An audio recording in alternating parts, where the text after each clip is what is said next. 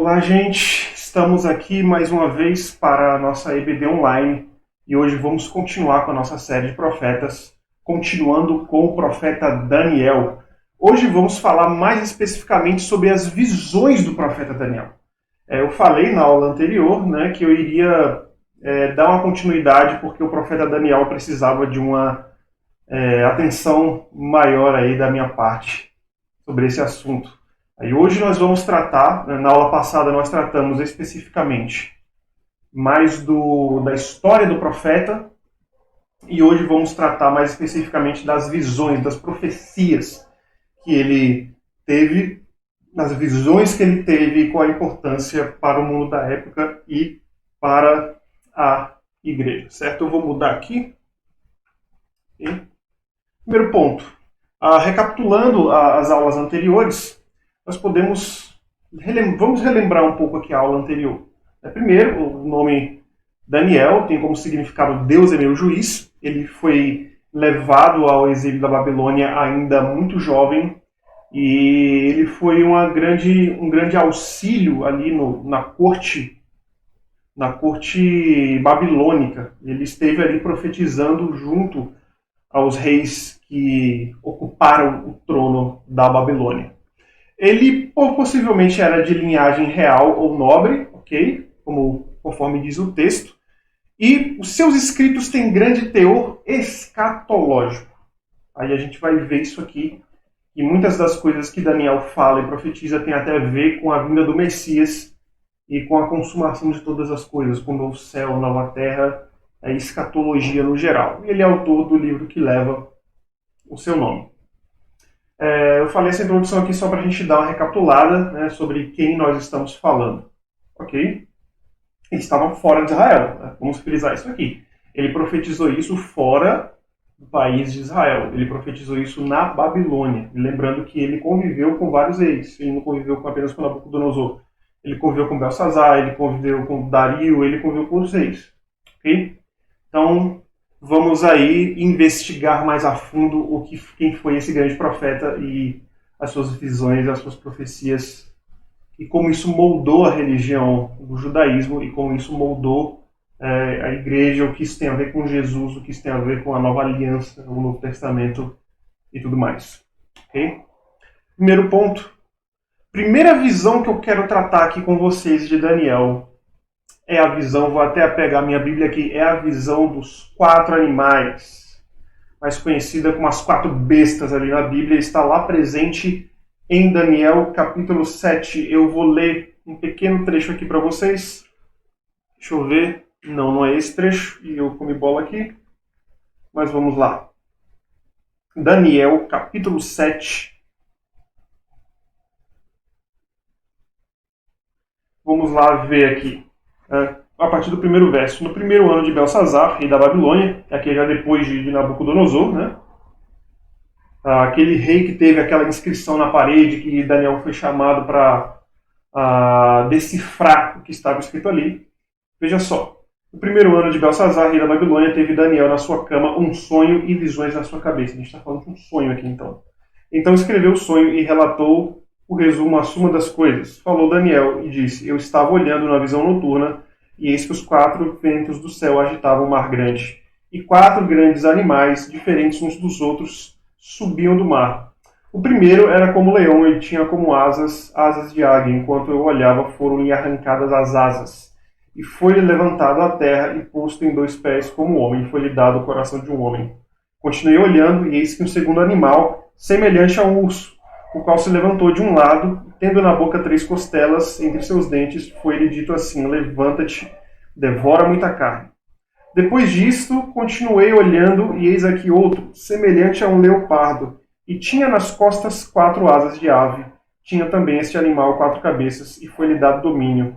Depois disso, eu continuava olhando em visões noturnas, e eis aqui o 4º animal, terrível e espantoso e muito forte, o qual tinha grandes dentes de ferro, e ele devorava e fazia em pedaços, e pisava os pés e sobrejava, pisava aos pés, e o que sobejava, era diferente de todos os animais que apareceram antes, e ele tinha 10 chifres. Então, tem vários outros. O texto continua aqui falando sobre esses animais. Mas esses animais aqui se conectam com a ideia dos reinos que iriam surgir aí e que Daniel estava profetizando o que cada reino faria, né? Então nós temos a imagem aqui, vamos ao nosso slide. O que ele diz aqui? Vamos lá. Tem primeiro o leão com asas de águia aqui, que simboliza a Babilônia. E ele teve sim grande domínio. Okay? O segundo, que é o urso, foi o Império Medo-Persa. O terceiro, que é a onça, considerada a Grécia, né, as 4 cabeças, o tigre com 4 cabeças. E o último, essa última besta aí, Roma, com 10 chifres. Lembrando que a simbologia de Roma, a gente pegar lá em Apocalipse, que fala da besta, tem uma besta lá que tem 10 chifres e está escrito Grande Babilônia, né, se referindo a Roma também. Então a gente vê uma conexão aí entre Daniel e Apocalipse. Mas o que significa cada um desses aí? O primeiro reino seria a Babilônia, né? E cada um desses reinos acabou sendo substituindo pelo outro, até que chegou outro, o último aí, Roma, que acabamos de ler o texto aqui, ele despedaçava todos, né? Ninguém resistia a ele. E foi um grande império de fato, né? E algumas das coisas que nós podemos ver nesse relato já aconteceram no tempo de Daniel. Lembrando ali isso foi no ano de Belsazar, né? Que teve aquela inscrição na parede onde estava tendo a festa ali de Belsazar com orgia e muita bebida. E Daniel interpretou aquela profecia como sendo o fim do reino de Belsazar, e de fato isso aconteceu, né? E aqui está, né, outra profecia do fim do reinado de Belsazar. Ele teve esse sonho, essas visões aqui no reino de Belsazar. O primeiro reino seria a Babilônia, né, que ainda estava acontecendo no reinado de Belsazar. E depois disso, na noite ali da festa de Belsazar, que tem as inscrições na parede, e Daniel interpreta as inscrições, Belsazar é morto. E o Império Medo-Persa toma conta do local e ele chega com grande poder também. Mais lá para frente, quem toma conta desse Império Mundial, o Império Medo-Persa, lembrando que se espalhou também como um grande império, nós temos o Império Grego, né, o Reino Grego, vamos dizer assim, a Grande Grécia, também saiu por aí conquistando vários reinos. Um exemplo disso é Alexandre o Grande. Alguns até relatam essa profecia como sendo específica para Alexandre o Grande. Depois disso veria Roma, que era um animal relatado como muito mais feroz, e de fato foi muito mais feroz que todos esses reinos, e fez muitas coisas horríveis. A expansão militar de Roma foi, em vários sentidos, grandiosa demais. Tem documentários aí na Netflix, você pode ler em livros de história, isso está disponível para qualquer um, não estou inventando aqui. A expansão militar do reino de Roma, Império, né, Romano, foi grandiosa demais, dominou praticamente grande parte do mundo. E Daniel relata algumas coisas interessantes sobre esse reino de Roma, sobre esse Império Romano, e fala também sobre o aparecimento do Messias, que o Messias viveria durante o tempo desse império, né, desse último império aí que está relatado. Então ele aponta o tempo específico para a vinda do Messias. Isso pode ser analisado ali, quando você estuda o judaísmo do primeiro século, ali do primeiro século da era cristã, vamos dizer assim. Os judeus tinham a expectativa que o Messias aparecesse e destronasse esse reino de Roma e reinasse ali. Então eles estavam interpretando essa profecia de Daniel como sendo para aquele tempo, fizeram isso corretamente, que o Messias iria surgir naquele tempo. Mas quem era o Messias, eles interpretaram de forma errada. E eu não sei hoje como o judaísmo interpreta as profecias de Daniel, né? Mas eu acredito que seja um pouco diferente do que era no passado, do que a tradição vinha mostrando alguns séculos atrás, milênios no caso, né? Mas Daniel de fato aponta a chegada do Messias para essa época. E a prova disso vocês vão ver aqui. Veja só, isso ainda no mesmo capítulo, lá em Daniel, capítulo 7, versos de 13 e 14. Vou colocar aqui o slide de fundo. Veja só o que está escrito aqui. Eu estava olhando nas minhas visões da noite, e eis que vinha como as nuvens do céu como o filho do homem, dirigiu-se ao ancião de dias e o fizeram chegar até ele. Foi-lhe dado domínio, glória e o reino para que todos os povos, nações e homens de todas as línguas o servissem. O seu domínio é domínio eterno que não passará e o seu reino jamais será destruído. Veja que interessante essa analogia aqui que Daniel faz. Ele fala claramente que vem alguém como que um filho do homem. Então ele vê uma figura humana e ele recebe do ancião de dias, que aqui é relatado como o próprio Deus, né, o domínio sobre todas as coisas, domínio, glória e poder. Então foi dada a autoridade do alto para o Messias, para reinar sobre toda a terra, e todos os povos e línguas se submeteriam a ele. Isso aqui ele vai falando quando ele está tendo aquela mesma visão que a gente leu aqui, né? Conectando aqui, eu já falei sobre já coloquei aqui o reino do Messias, né? Já conectando com o ponto anterior daqueles 4 animais que aparecem. E se você ler o texto, você vai ver que esses animais, um é morto e os outros perdem o reino e perdem o domínio. E é dado ali um pequeno período de existência a eles. Quando você analisa a história, você vê que muitas coisas assim aconteceram de fato, ok? Mas o que é interessante aqui é que o próprio Jesus se refere para si mesmo como o Filho do Homem, né? Como, vamos dizer assim, o Filho de Deus, o Filho do Homem, aquele que recebia do ancião de dias o poder, a glória e o reino. E várias vezes você percebe que no debate dele com os mestres da lei que ficavam questionando ele sobre acerca de inúmeros assuntos, o próprio Jesus falava que a autoridade com que ele falava todas essas coisas foi dada a ele do alto. Então a mente de Jesus está conectando aqui com os profetas, e principalmente com Daniel, quando fala que o poder ao Filho do Homem foi dado pelo ancião de dias, ou pelo próprio Deus. E Jesus vai ainda um pouco mais longe, ele chama Deus de Pai. Mais do que isso, eu me lembro aqui vem à mente um episódio de Jesus, onde ele está numa casa e desce um homem tetraplégico, né, paraplégico da telha, para que ele fosse curado. E ele, quando olha para o homem, ele fala, teus pecados estão perdoados. E os mestres ali da lei, naquele momento, olham para ele e falam, olham para ele não, pensam consigo mesmo, mas quem é esse homem que pode perdoar pecados? Ninguém perdoa pecados senão Deus. Aí Jesus fala uma coisa muito interessante. Para que vocês creiam, saibam que o Filho do Homem, que a gente leu na Bíblia agora, que o Filho do Homem tem autoridade para perdoar pecados. Eu vou fazer esse homem levantar aqui. Ele falou, levanta e anda. O que é mais fácil para o Filho do Homem fazer? Seus pecados estão perdoados, ou levanta e anda. Mas para que vocês saibam que o Filho do Homem tem autoridade para perdoar pecados, então eu digo, levanta, pega a sua maca e ande. E assim aconteceu. Então Jesus ele se refere a si mesmo inúmeras vezes nos evangelhos como o Filho do Homem, aquele que recebeu a autoridade do alto para reinar.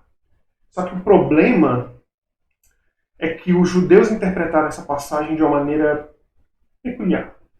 Os judeus interpretaram o reino de Deus, o reino do Messias, como sendo um reino apenas terreno, né, local, não um reino aparentemente eterno. Seria apenas um reino que duraria para sempre, mas seria um reino muito terreno apenas, né? Eles não estavam pensando sobre a renovação de todas as coisas, até talvez um pouco, mas eles estavam misturando muita política humana na questão, e estavam pensando pouco no pecado, pouco na eternidade, e muito pouco em diversos outros assuntos que o próprio Daniel fala aqui. Ele fala sobre a eternidade, ele fala sobre o perdão dos pecados, e os judeus eles meio que deixam esse assunto de lado e falam e interpretam que o problema que o Messias veio resolver foi um problema de meramente um domínio, uma opressão que o povo de Israel sofreu. É claro que aqui na Babilônia, Daniel estava no contexto de sofrimento do povo, mas a gente vai ver para frente que tinha um pouco mais do que apenas isso. mas eles interpretaram apenas como um sofrimento do povo, e não apenas como um perdão de pecados. É como renovar todas as coisas, trazer, vamos dizer assim, o céu para a terra, renovar a criação. Eles não tinham muito essa visão poderosa, até tinham um pouco, mas era muito mais política do que espiritual. Parece que os mestres da lei ali tinham muitos interesses políticos e poucos interesses espirituais, e pelo menos inconscientemente, ou talvez conscientemente, estavam usando a fé para barganhar cargos. E isso é muito pesado. Ok? Mas isso é muito interessante. O seu reino jamais será destruído. E o que a gente pode tirar daqui também? Vocês lembram quando eu dei aula para vocês aí sobre a ressurreição de Jesus? Para um judeu antigo, qual era o sinal mais certo, mais concreto de que o reino de Deus havia chegado? Era a ressurreição. A ressurreição dos mortos era um grande sinal da chegada do reino de Deus, porque entende-se que só Deus tem autoridade sobre a vida. Só Deus pode trazer alguém de volta dos mortos. Satanás pode até fazer alguns milagrezinhos aqui, mas trazer alguém de volta dos mortos, somente Deus tem esse poder. Então, o seu reino jamais será destruído. Né? Foi lhe dado o domínio, glória e o reino. Então, essa chegada tem um marco no início com a ressurreição. E a ressurreição de Jesus é a prova de que o reino de Deus está às portas. E que tudo já está consumado, como ele falou na cruz. E mais para frente, veremos a concretização de todas essas coisas. Amém? Ok? E vamos ver que Daniel fala sobre ressurreição também. Ok? Vamos para o próximo ponto aqui. Não funciona? Opa, foi errado. Aqui, ok? Capítulo 8. Existe uma analogia muito interessante aqui no capítulo 8, né, sobre o carneiro e o bode. Daniel tem outra visão envolvendo animais, né, animais muito esquisitos, né, Deus usando ali elementos culturais. Ele tem a visão de um carneiro e de um bode. Não sei se vocês conseguem ver a imagem aí. Deixa eu ver se tem outra imagem. Tem. Mas vamos focar aqui. Ok? Primeiro, aparece, quando você lê o capítulo 8 de Daniel, aparece ali um carneiro e um bode. Primeiramente aparece o carneiro, né? E a Bíblia relata que esse carneiro tinha um chifre maior do que o outro e que ele tinha grande autoridade e poder, vamos dizer assim. Ele chegava, ele destruía, ninguém podia resistir a esse carneiro. Mas até que então chega um bode e entre os olhos do bode tem um chifre só. Não é aquele chifre do bode que é assim, né? Tem um chifre só, como se fosse um unicórnio. E o carneiro não consegue resistir ao bode. O carneiro ele é ferido pelo bode e é substituído. E o bode ele vira uma figura violenta ali, igualmente tem autoridade e poder e ninguém consegue acabar com ele. Não tem esse chifre aqui. Né? E depois esse chifre se estilhaça e viram 4 outros chifres. E ali o bode faz a sua festinha, vamos dizer assim. Ele tem essa visão interessante em Daniel capítulo 8. Agora vamos ler o trecho que eu separei aqui para vocês. E o próprio texto faz muito interessante essas visões que Daniel ele está tendo ao decorrer da vida dele. Ele tem a visão, ele fica intrigado com a visão e vem um anjo e explica a visão para ele, diferentemente do que aconteceu com João lá em Apocalipse, né, que ele simplesmente teve a visão e anotou. Daniel não tinha a visão, ele ficava intrigado, a Bíblia diz que a alma dele ficava perturbada e ele tinha depois a explicação dada por algum anjo que aparecia para interpretar para ele. E as interpretações são muito específicas. Eu não estou tentando achar sentidos ocultos no texto aqui, fazer interpretação alegórica. Não, eu estou dizendo o que o texto está dizendo. O texto ele literalmente diz essas coisas. Okay? Então, lá em Daniel capítulo 8, versos 20 e 21, diz o seguinte: aquele carneiro com 2 chifres que viste são os reis da Média e da Pérsia, mas o bode peludo é o rei da Grécia. O grande chifre entre os olhos é o primeiro rei, que chega tomando ali domínio, tudo, né? Então veja só. Aqui já está falando sobre o Império dos Medo-Persas ali, que dominou grande parte do mundo depois. e ele estava profetizando para Daniel que ia chegar futuramente o reino de um império muito furioso. Esse primeiro rei da Grécia chegaria com tudo e tiraria o trono desses medo-persas. E, de fato, o Império Grego, vamos dizer assim, o reino grego chegou e teve uma boa expansão militar também. E chegou dominando a coisa toda. Então, vamos tentar agora aqui, a partir desse momento, entender a mentalidade teológica de Daniel e as visões que ele estava tendo, tudo que ele estava escrevendo e anotando, e quais são as ideias que ele colocou no papel e registrou para nós. Primeiro, ele está no cativeiro, né? Ele certamente ouviu as profecias de Jeremias que falavam sobre o cativeiro e algumas sobre a restauração de Israel. Certamente ele ouviu falar de Ezequiel também, né? Se eu não me engano, ele cita Ezequiel no livro dele, eu não lembro ao certo, mas ele tem uma familiaridade ali com Ezequiel, aparentemente. Ezequiel tem as visões do novo céu, nova terra, do novo templo, enfim, de todas essas coisas. Ele está ali no exílio profetizando sobre a queda da Babilônia, sobre o juízo que Deus traria à Babilônia, sobre o Messias e sobre o novo céu e nova terra.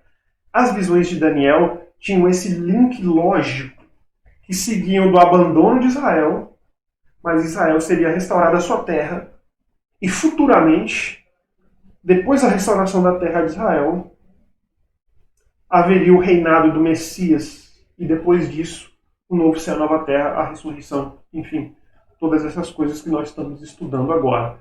Então, as profecias de Daniel sempre apontavam daqui para o fim e para o fim de todas as coisas. As profecias dele são um tanto complexas. Tá? Eu vou ler mais desse trecho de Daniel, capítulo 8, aqui para vocês. Vou aqui na minha Bíblia. Então, veja só. Continuando aqui. O tecido quebrado, a partir do verso 22 agora, o tecido quebrado, levantando-se 4 em lugar dele, significa que 4 reinos se levantarão da mesma nação, porém não com a força dele. Mas no fim do reinado deles, quando os transgressores tiverem chegado ao cúmulo, levantar-se-á um rei feroz, de semblante que entende enigmas. Grande será o seu poder, mas não de si mesmo, e destruirá terrivelmente, e prosperará, e fará o que lhe aprouver, e destruirá os poderosos e o povo santo. Pela sua sutileza fará prosperar o engano na sua mão, no seu coração se engrandecerá e destruirá muitos que vivem em segurança, e se levantará contra o príncipe dos príncipes, mas será quebrado sem intervir mão de homem.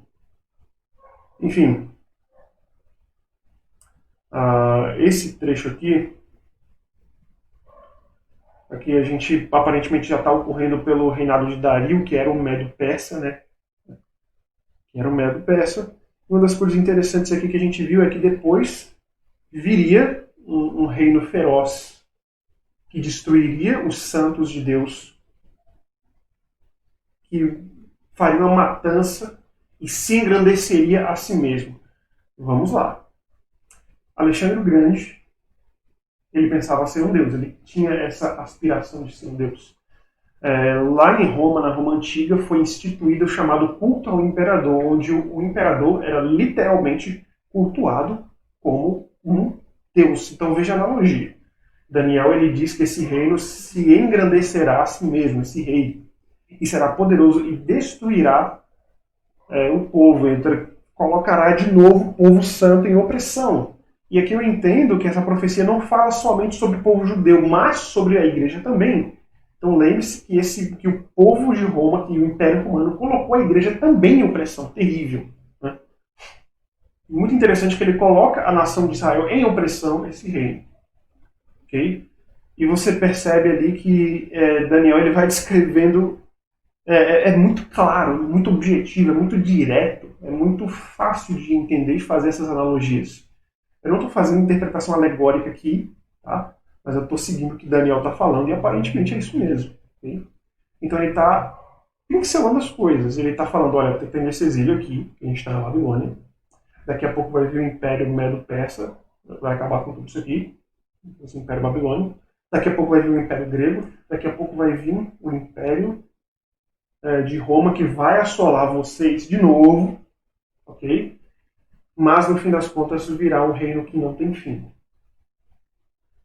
Então, um dos temas grandiosos no livro de Daniel, a mentalidade dele, podemos perceber claramente aqui, que apesar de tudo isso estar acontecendo, percebe-se que tudo isso está sendo arquitetado, escrito e planejado por Deus. O fato de Deus mostrar como esses reinos vão começar e vão ruir, e como virá o Filho do Homem terá autoridade, glória e poder, é um indicativo enorme da soberania absoluta de Deus sobre a história humana. Então nada do que está acontecendo aqui escapa dos dedos de Deus, escapa da mão de Deus. Você percebe que ele mesmo pontua aqui, na visão que ele teve e registra, que esses reinos não se levantaram por si mesmos. Quer dizer, aconteceu porque Deus quis. Então a soberania absoluta de Deus sobre a história humana, ela é ressaltada aqui no livro de Daniel, e fica bem claro, Daniel está deixando bem claro uma mensagem para a posteridade. Não importa que situação você esteja lendo esse livro, mas as profecias do Senhor são fiéis, e o domínio sobre a história dele é absoluto, e nada está acontecendo debaixo dos nossos olhos que não seja, de uma certa maneira, tenha passado sobre o escrutínio, sobre a mente, sobre o planejamento eterno, alto, maravilhoso, complexo e completo da parte de Deus. Isso é profundo demais, isso porque um dos motivos pelos quais eu amo o livro de Daniel é que ele ressalta com todas as forças o controle absoluto de Deus sobre a história, que Deus segura as rédeas da humanidade com mão forte e nada está escapando do seu controle. Amém? Isso é difícil de nós entendermos. Mas, dados esses pontos, falamos sobre o capítulo 8, sobre os dois bodes, sobre Roma que chega, Daniel profetiza sobre Roma. Agora entraremos em outro assunto muito interessante também. Aqui, né, estão as imagens dos bodezinhos. Vou até aumentar aqui só para vocês verem. Deu para ver aí, né? Legal. Agora vamos continuar. Ok? Próximo, capítulo 9. Esse é um dos capítulos que eu acho mais interessante. É um capítulo de Daniel que é complexo, não é de fácil interpretação, tem inúmeras interpretações, mas existe algum senso comum. Esse capítulo de Daniel, capítulo 9, que fala sobre as 70 semanas, ele tem alguns pontos interessantes. Nós podemos ver que as linhas teológicas sobre escatologia, todas elas brincam um pouco com esse texto. Né? E todas elas erram em alguma coisa, diria eu, umas menos do que as outras, mas todas elas têm algum ponto de convergência e eu vou tratar sobre eles aqui. Eu não vou tratar de ponto a ponto das linhas escatológicas, explicar para vocês o que significa cada um, mas eu vou tirar do texto o que está claro e o que dá para entender e o que é comum em todas as linhas. Beleza?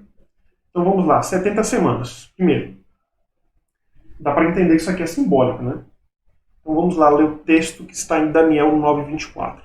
70 semanas estão determinadas sobre o teu povo e sobre a tua santa cidade para fazer cessar. Eu frisei essas palavras aqui, veja que está em vermelho, aqui aqui em cima, né? Em vermelho, veja que está o seguinte: cessar a transgressão, eu marquei, para dar fim aos pecados, expiar a iniquidade, para trazer a justiça eterna, selar a visão e a profecia e para ungir o Santo dos Santos. Deixa eu ver se tem alguma outra coisa aqui. Não. Ok. Vamos lá. 70 semanas. Vamos pensar um pouquinho aqui. Esse texto, na verdade, alguns teólogos costumam dizer que não está escrito no original 70 semanas, mas 70 setes. Muitos tradutores dizem, né, associaram esse nome semanas porque a semana tem 7 dias. Né? E parece ser razoável a tradução. 70 semanas. Primeiro que isso é simbólico. Né? Isso aqui tem muito a ver com a plenitude dos tempos, como algo completo. O 7 na Bíblia ele tem um valor simbólico. E sempre quando entra 7 na Bíblia, sempre tem a ver com algo que foi completo, algo que foi terminado, uma obra extensa, algo pleno. É um número, vamos dizer assim, da plenitude nas Escrituras. Né? Então, por exemplo, Lá em Gênesis, a Bíblia, Deus cria, simbolicamente pelo menos, ali a criação ali em 6 dias e no sétimo ele descansa. Quando você descansa de um trabalho é porque você concluiu, né? Então, a ideia do descanso sabático do sétimo é eu concluir meu trabalho. Deus está falando assim, eu concluí meu trabalho. E você vê que, como regra judaica, né, no Antigo Testamento, foi estabelecido para os judeus, não mais para a igreja, mas para os judeus da época, que eles guardassem o sábado e não tivessem qualquer tipo de trabalho no sétimo dia da semana, que o sétimo é dia para descansar. Ou seja, tudo que você precisa fazer, faça até o sexto dia, né, a sexta-feira, vamos dizer assim, e no sétimo dia você descansa, significando que aquela semana foi concluída e que seu trabalho para aquela semana foi terminado. Vindo aqui, vamos um pouco para Jesus. Quando perguntam para ele quantas vezes devemos perdoar uma pessoa, 7 vezes, o que Jesus fala? 70 vezes 7. 70 setes. Então vê a mentalidade de Jesus. Né? 70 setes em Daniel, 70 vezes 7. E lá quando a gente vai em Gênesis, tem um episódio que um dos descendentes de Caim, ele mata 2 pessoas e ele fala o seguinte: se Caim foi perdoado, foi vingado 7 vezes, né, que quando Caim ele peca, mata seu irmão, ele fica com medo, Deus coloca uma marca na testa dele, ele fica com medo de ser morto por causa dessa marca. Deus diz assim para ele: se alguém te matar, será vingado 7 vezes. Deus dizendo: vou proteger você. E um dos descendentes dele mata 2 pessoas e zomba, dizendo assim: se Caim foi vingado 7 vezes, eu serei vingado 70 vezes 7. Quer dizer, ele, de um modo irônico, estava dizendo que ele seria vingado muito mais do que os outros. Ele matou 2 pessoas também, não uma apenas. E lá Jesus fala 70 vezes 7 sobre perdão. Um sobre vingança e outro sobre perdão. Um queria a vingança da parte de Deus e outro queria o perdão. Distribuir o perdão da parte de Deus. E aqui temos em Daniel também. Então, muitas vezes, quando a Bíblia aparece 7, não é literalmente que aconteceu 7 vezes, vamos dizer assim. Mas é uma coisa completa, uma plenitude. Então você vai ver muitas vezes dizendo: fulano e fulano choraram 7 dias. Quer dizer, choraram por muitos dias, chorou o que deu para chorar. E assim foi. Desculpa. Então entende-se, eu entendo pelo menos aqui, que quando fala 70 semanas, ele está falando da obra completa de Deus na Terra. Né? Desde a criação até o fim dos tempos. Tudo consumado, tudo completado, tudo finalizado. 70 séculos. Todos esses ciclos, todas essas coisas, todas as obras das semanas foram concluídas e fechadas e encerradas no Messias, em Jesus Cristo. Veja só, isso se comprova com o que continuamos lendo aqui. Sobre o teu povo, sobre a tua cidade, para fazer cessar a transgressão, para dar fim aos pecados, expiar a iniquidade, trazer a justiça eterna, selar a visão da profecia, selar a visão e a profecia e ungir o Santo dos Santos. Olha só que profundo esse texto aqui. Cessar a transgressão, parar com a transgressão, quer dizer, nesse tempo, o pecado será eliminado, será expiado do mundo, como João Batista diz, eis o Cordeiro de Deus que tira o pecado do mundo, dar fim aos pecados, acabou, os pecados foram anulados, expiar a iniquidade, perdoar os pecados, o sacrifício final completo feito, trazer a justiça de Deus, e selar a visão e a profecia. Eu estou lembrando aqui de Hebreus capítulo 1, que diz o seguinte: havendo Deus, outrora de muitas maneiras, falou aos nossos pais pelos profetas, nesses últimos dias, nos falou mediante o seu Filho. Veja que interessante o link das coisas aqui, nesses últimos dias. Ele fala não somente desses últimos dias que aconteceram agora, mas nesses últimos dias, porque estamos nos últimos dias. Estamos no fim dos dias. Então cessou a profecia, as visões foram seladas e a plenitude de todas as coisas é o próprio Cristo. E isso eu acho que fica bem claro aqui, de ungir o Santo dos Santos. Vamos mais para frente para Daniel 26, eu pulei um verso aí. Depois das 62 semanas, será morto o ungido e já não estará. E o povo de um príncipe que há de vir destruirá a cidade e o santuário. O seu fim será num dilúvio e até o fim haverá guerra. Desolações são determinadas. Vamos analisar mais profundamente aqui esse texto. Ok? Depois de 62 semanas, o que ele significa disso?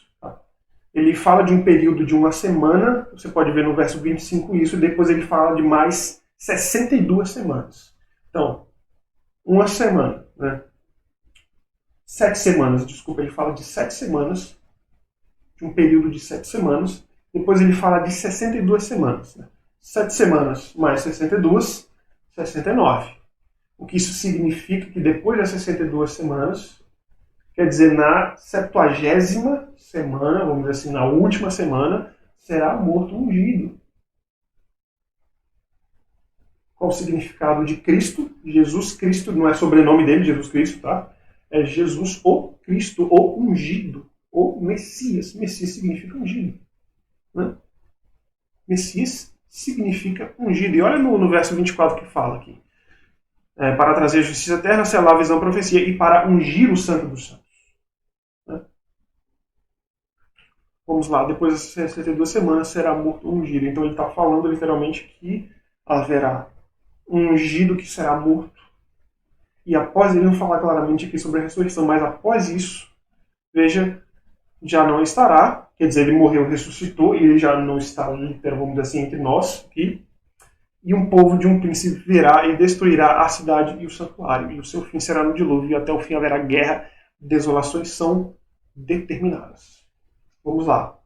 Jesus morreu, ressuscitou. Ele diz: estarei convosco todos os dias, vou mandar meu Consolador, enfim, para não estar mais entre nós, num sentido ministerial, vamos dizer assim. O ministério dele foi completo na Terra. Ele morreu, ressuscitou, mandou o Espírito Santo. E mais um pouco menos de 40 anos depois da morte de Jesus, desses eventos, da morte e ressurreição, a cidade de Jerusalém é destruída e o templo que Herodes construiu para o povo é colocado abaixo. Isso acontece. De fato acontece. Okay? Isso é histórico. Aconteceu. O templo foi destruído. Veja o que o texto está dizendo aqui: destruirá a cidade e o santuário. E foi destruído. E teve muitas guerras. Examine ali a história do Império Romano, você vai ver que Israel tretava mesmo com Roma. Dava cara a tapa, né? Vamos sair dessa opressão. E levantava Messias após Messias para ver se tirava Israel daquela opressão. E foi destruído. Então veja que são coisas muito precisas aqui. 69, o templo antigo, na 70ª semana, pelo menos eu interpreto assim, acontecerão todas essas coisas. Perto do fim acontecerão todas essas coisas. E aqui vamos a um texto mais interessante. Aqui ele já está falando, entendo eu, como sacrifício, como o anticristo. Okay? Ele fará firme aliança com muitos por uma semana, na metade da semana. Fará cessar o sacrifício e a oferta de manjares. Sobre a asa das abominações virá o assolador, até que a destruição que está determinada se derrame sobre ele. Olha só que interessante. Eu não diria exatamente o anticristo aqui. Eu diria o Império Romano como um todo. Vamos ver o que o texto está dizendo aqui. Ele fala uma aliança com muitos, e de fato, Roma fez aliança com inúmeros países. Muitos países. Na metade da semana, quer dizer, daquela 70ª semana, fará cessar o sacrifício e a oferta de manjares. O que significa isso? A destruição do templo, em primeiro lugar, como a gente leu nos versos anteriores. E também que quando o templo foi destruído, os sacrifícios de Israel cessaram. Acabou. Aqui não está falando sobre o sacrifício do Messias aqui mais. Ele está falando sobre os sacrifícios que os israelitas faziam no templo. Não tem mais. Eles não fazem mais sacrifício. Os israelitas. Faz muitos séculos, milênios que eles não fazem sacrifício. Então aqui ele está apontando e dizendo, olha só, naquele tempo, que o ungido Messias será morto, virá um império, vai desolar a cidade, destruir o templo, profanar o santuário, colocar tudo abaixo e vai cessar os sacrifícios e as ofertas. Ele está literalmente falando aqui tudo o que aconteceu na história. Jesus, quando fala sobre isso, ele começa a falar. Quando vão acontecer as últimas coisas, ele começa a conversar sobre os discípulos, ele fala que não sobrará pedra sobre pedra. Quando vão acontecer essas coisas? Aí você pode ver lá em Lucas, se eu não me engano, Lucas 23. Se eu não me engano, eu tenho um verso em Lucas 18, se eu não me engano. Eu vou ver aqui na Bíblia para não confundir mais vocês ainda.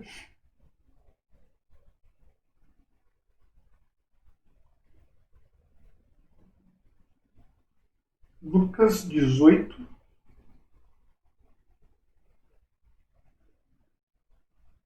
Não.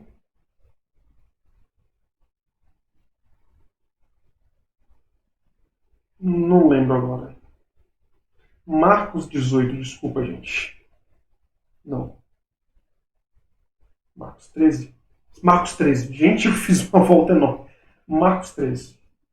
Veja só o que está escrito em Marcos 13, verso 1. O título aqui está escrito Sinal do Fim dos Tempos. Quando saía do templo, disse-lhe um dos seus discípulos, Mestre, olha que pedras e que edifícios. Ao que Jesus lhe disse, vê estes grandes edifícios, não se deixará aqui pedra sobre pedra que não seja derribada. Depois dele, estando no Monte das Oliveiras, de frente do templo, Pedro, Tiago e João e André perguntaram-lhe em particular, dize-nos quando sucederão essas coisas e que sinal haverá quando todas elas estiverem para se cumprir. Muitos virão em meu nome, e depois dele vieram várias pessoas de fato dizendo que era o Messias, tentaram restaurar Israel, dizendo sou eu e enganam muitos. Porém, quando ouvis falar em guerras, rumores de guerras, não os perturbareis, é forçoso é que assim aconteça, mas ainda não é o fim. Então ele está falando sobre aquelas guerras que vão acontecer e desolar também de fato. Então ele fala, está falando sobre as guerras da época que aconteceram. Pois levantará nação contra nação, reino contra reino, haverá terremotos em diversos lugares, enfim, aí ele vai dando várias profecias sobre o fim. E ele está muito conectado com Daniel aqui. E de fato, não sobrou pedra sobre pedra, gente. Até hoje tem lá o Muro das Lamentações, que os povos israelitas vão lá para fazer sua liturgia, para lamentar, pedir a restauração de Israel, pedir a volta dos sacrifícios. E aconteceu o que está escrito aqui em Daniel.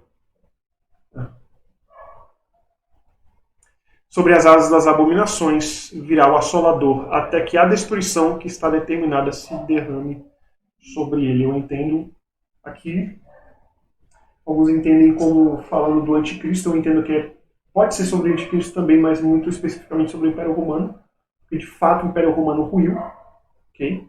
Mas pode ter um pezinho no anticristo também. Então é muito interessante que as profecias de Daniel são muito precisas. Não estou dizendo que o dos outros profetas não são precisas, mas o Daniel ele é menos enigmático e mais direto. Né? Ele tem a visão e Deus já direto dá, tá, essa aqui é a interpretação. E muitos outros não fizeram assim. Mas Daniel foi especial porque deu a interpretação certinha do que ia acontecer.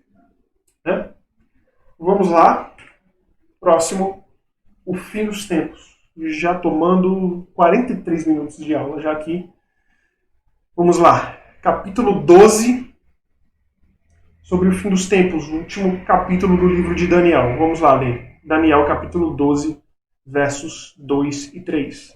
Muitos dos que dormem no pó da terra ressuscitarão, uns para a vida eterna e outros para a vergonha e horror eterno. Os que forem sábios, pois, resplandecerão como o fulgor do firmamento, e os que a muitos conduzirem à justiça como as estrelas, sempre e eternamente. Veja só, nós estamos puxando o gancho. Ele veio falando sobre os reinos, sobre a Babilônia, vai ser destruída. Daqui a pouco vem a Média Pérsia, destruída também. Daqui a pouco vem a Grécia, para baixo. Daqui a pouco Roma, para baixo. Depois de Roma, Messias. Messias vai reinar. E ele vai seguindo essa linha, apontando para o Messias, e depois ele aponta para o fim, para a ressurreição final. Muitos dos que dormem no pó da terra ressuscitarão, uns para a vida eterna e outros para a vergonha e horror eterno. Ele está falando daquele último dia aqui. Mas esse verso eu tenho certeza que ressoou muito na mente de vocês. Na mente de vocês não, desculpa. Na mente dos discípulos, quando eles viram Jesus ressuscitando a Lázaro. Opa, aquilo ali sobre a chegada do reino de Deus, quando Daniel falou lá no capítulo 2 que muitos do pó ressuscitariam, está começando a acontecer. E quando Jesus ressuscitou, né, ele, puxa, é mesmo Filho de Deus. Está acontecendo já. Estamos aqui nessa 70ª semana. Né? Estamos aqui no fim dos tempos, já no final. A profecia está sendo selada, está sendo encerrada. Jesus Cristo está encerrando em si mesmo todas as coisas. Ele ressuscitou. E o interessante é que quando Jesus morre, e tem todos aqueles eventos, vários sepulcros são abertos, e as pessoas ressuscitam e começam a encontrar as pessoas dentro da cidade. O que diz o texto? Muitos dos que dormem no pó da terra ressuscitarão. Então os discípulos já estavam vislumbrando. Eu estou vendo aqui o que está acontecendo, o que vai acontecer. Estou vendo o vale dos ossos secos na minha frente. Eu estou vendo Daniel capítulo 12 na minha frente. Eu estou tendo um trailer, um prenúncio de Daniel capítulo 12 na minha frente. Prenúncio da vida eterna. O reino de Deus é chegado a nós. Eu não sei se tem mais algum aqui. Tem. Tem muito mais, gente. Veja só, o próximo que eu vou ler aqui para vocês, Daniel capítulo 12, verso 7. Ouvi o homem vestido de linho que estava sobre as águas do rio quando levantou a mão direita e a esquerda ao céu e jurou por aquele que vive eternamente que isso seria depois de um tempo, 2 tempos e metade de um tempo. Quando se acabar a destruição do poder do povo santo, estas coisas todas se cumprirão. Quando acabar o quê? A destruição do poder e o povo santo. Gente, Jesus está às portas. Ele não está dando um time. O conceito nosso de tempo é diferente do dele. Ele está às portas, ele está batendo já. Ele está quase abrindo a maçaneta. Não tem mais nada. Ele está às portas. Nossa oração seja todos os dias para aquele que encerrou assim em si mesmo todas as coisas. Maranata, vem, Senhor Jesus. Vem. Espero, irmãos, o dia em que todas essas coisas irão se cumprir. Espero ansiosamente, né? Eu já falei uma vez aqui, vou falar de novo, de um programa que eu vi na TV, um documentário em forma de série chamado Cosmos.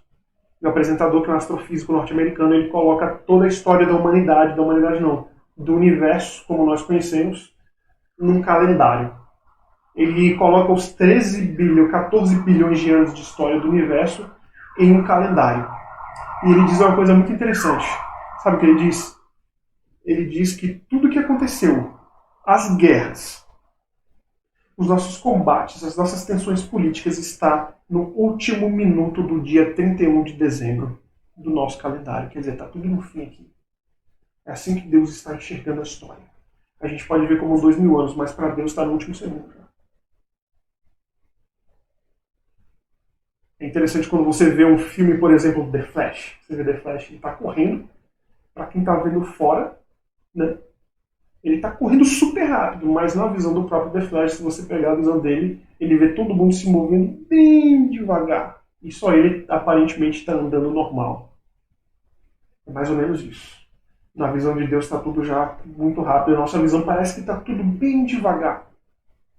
Mas levando em consideração que para nossa visão de tempo é muito diferente da que Deus tem. Deus está fora do tempo. Estamos já no último segundo, na última semana. No último minuto de toda a história. Maranata, Jesus está às portas. Isso não é brincadeira. O reino de Deus está entre nós. Demora para mim, mas ele já está às portas. Amém? Amém. Próximos aqui, eu vou precisar aumentar isso aqui para vocês.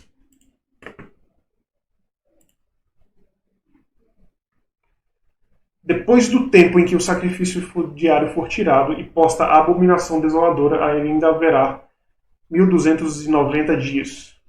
Mas por fim ali, tu porém segue o teu caminho, Verso 13, até o fim, pois descansarás.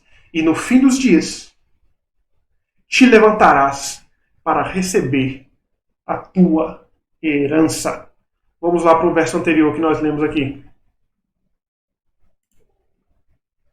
Depois que o sacrifício diário for tirado e posta a abominação desoladora, ainda haverá ainda 1290 dias. Então quer dizer, haverá um tempo ainda pequeno. Ainda pequeno. Pequeno demais. E com a mensagem que Deus tem hoje para a sua igreja. Segue o teu caminho até o fim. Você vai descansar. E no fim dos dias, vamos receber a herança que nos foi prometida em Cristo Jesus. E eu vou terminar essa aula aqui lendo um verso de Efésios, capítulo 1, que eu amo esse livro. E diz o seguinte: Bendito, verso 3, Efésios 1, verso 3. Bendito seja o Deus e Pai de nosso Senhor Jesus Cristo, o qual nos abençoou com todas as bênçãos espirituais nas regiões celestiais em Cristo. É nossa herança. Amém? Outro aqui, vou mostrar para vocês. Em João, capítulo 1. Deixa eu achar o verso aqui. Verso 11 e 12. Veio para o que era seu e os seus não o receberam. Verso 12. Mas a todos quantos o receberam, aos que creem no seu nome, deu-lhes o poder de se tornarem filhos de Deus, os quais não nasceram do sangue, nem da vontade da carne, nem da vontade do varão, mas da vontade de Deus. Amém, irmãos? Estamos na plenitude dos tempos, essa é a nossa herança. Nos foi dado o poder de se tornarmos filhos de Deus.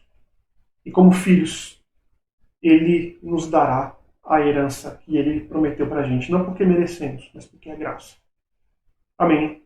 Meus queridos irmãos em Cristo, que a semana de vocês seja abençoada. Meditem nessa palavra, se deleitem na graça de Deus, perseverem em Cristo e em breve receberemos a herança que foi prometida na cruz do Calvário para nós. Amém? A bênção nas regiões celestiais que Deus reservou para a sua igreja antes da fundação do mundo. Deus abençoe vocês e que o coração de vocês seja